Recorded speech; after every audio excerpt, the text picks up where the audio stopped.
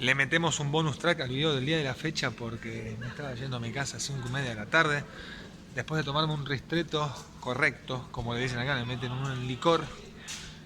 Y me encuentro que Piazza San Marco ya inauguró la iluminación para Navidad. Al filo por el mundo. Una experiencia. No, tremendo. No.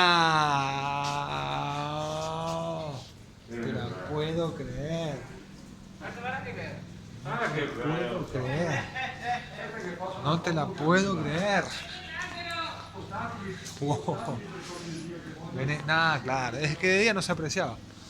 Señores, Piazza San Marco, disfrutala. Contemplemos, miremos. Disfrutemos cada minuto de la vida. Está bien para tomarse un cafecito, un aperitivo, pero bueno, por esta maldita pandemia, fucking coronavirus, estamos viviendo como si fuéramos presos en nuestras casas. Pero bueno, podemos dar una vueltita por Venecia y da la foto que mete este. Hola, ¿qué tal? Nada. ¿Se aprecia esto? No sé ni cómo grabar esto porque no me dan la mano. Es una cosa de locos.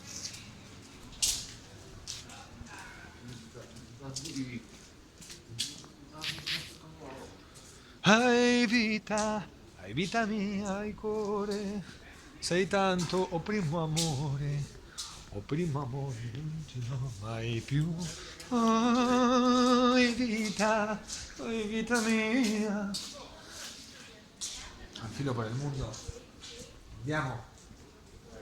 Sempre, sempre, sempre insieme. Y saludamos a la señora, rematamos este video. Nos vemos. Suscríbete, dale, al filo por el mundo.